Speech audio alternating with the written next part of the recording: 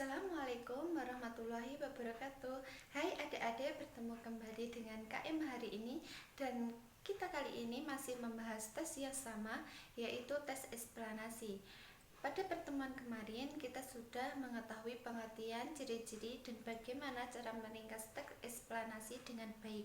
Nah, kali ini kita akan menentukan 3 poin pembelajaran. Yang pertama yaitu mengenal struktur teks eksplanasi, yang kedua adalah unsur kebahasaan teks eksplanasi, dan yang terakhir adalah bagaimana cara membuat teks eksplanasi dengan baik dan juga benar. Nah, lanjut saja kita bahas kepada poin yang pertama, yaitu struktur teks eksplanasi. Tahukah adik-adik, sebenarnya struktur teks eksplanasi ini merupakan pedoman bagi penulis agar tulisan yang kita buat itu runtut dan mudah dipahami oleh orang lain. Nah, setidaknya dalam tes eksplanasi ini mengandung 3 struktur. Yang pertama yaitu pernyataan umum. Nah, pernyataan umum ini berisi pengenalan sebuah peristiwa yang sedang kita bahas. Nah, yang kedua yaitu deretan penjelas.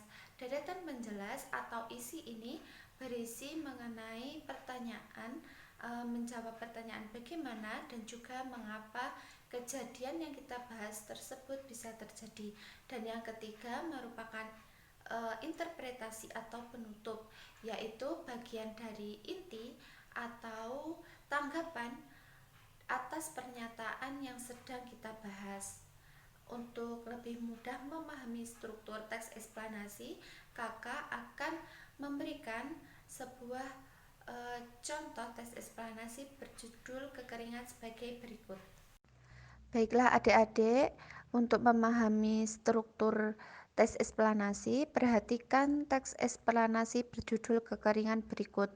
Pada paragraf pertama, kekeringan merupakan bencana alam yang terjadi bila curah hujan rendah dan minimnya jumlah pohon di suatu daerah. Hutan dan pohon bisa menyimpan air. Jika suatu daerah kekurangan pohon, maka kekeringan akan terjadi. Kata kekeringan merupakan adalah bentuk dari pernyataan umum atau pengenalan dari fenomena yang sedang kita bahas, yaitu kekeringan. Pada paragraf kedua, dampak kekeringan bisa mengganggu kegiatan masyarakat seperti memasak, mandi, mencuci, dan sebagainya. Industri yang mengandalkan air juga akan dirugikan. Beberapa masyarakat percaya bahwa membuat asap bisa mengundang hujan turun dan menanggulangi kekeringan.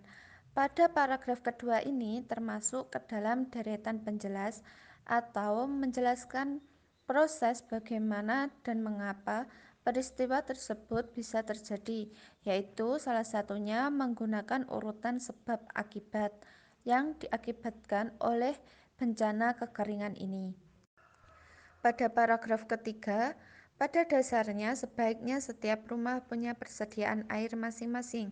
Penggunaan air juga sebaiknya lebih dihemat lagi untuk jaga-jaga apabila nanti kekeringan melanda. Pada paragraf ketiga ini termasuk ke dalam interpretasi atau yang disebut dengan penutup.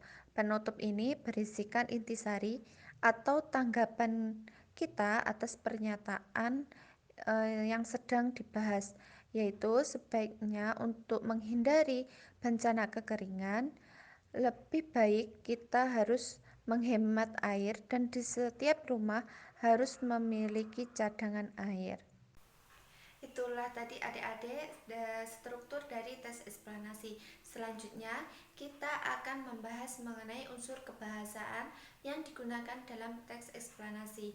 Yang pertama yaitu menggunakan konjungsi kausalitas seperti oleh sebab itu, karena, sehingga, oleh karena itu, dan sebagainya. Yang kedua, menggunakan konjungsi kronologis atau waktu seperti sesudah, sebelum, pertama, kedua, dan sebagainya. Yang ketiga yaitu menggunakan kata benda yang merujuk pada fenomena yang sedang kita bahas. Yang keempat yaitu menggunakan makna istilah yang sesuai dengan topik yang sedang kita bahas.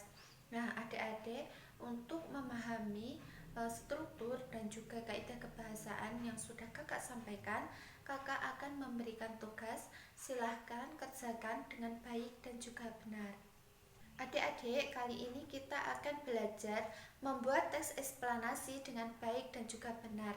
Nah, untuk membuat teks eksplanasi, kita harus mengetahui dua pola pengembangan yang digunakan untuk membuat teks eksplanasi. Yang pertama yaitu menggunakan pola pengembangan kronologis atau urutan waktu, seperti terbentuknya sebuah hujan, terbentuknya sebuah petir, terbentuknya gerhana bulan, dan sebagainya.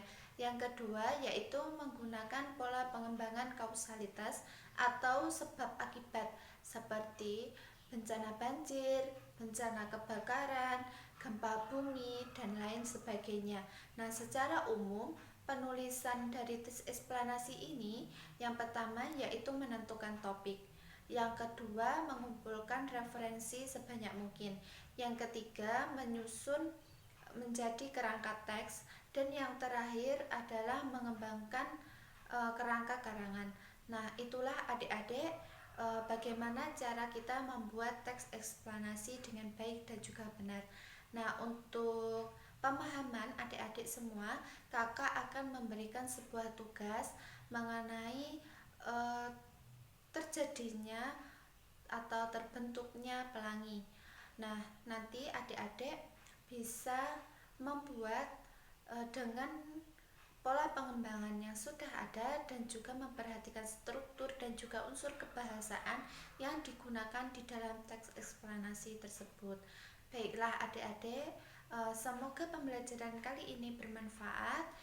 Kakak akhiri, wassalamualaikum warahmatullahi wabarakatuh.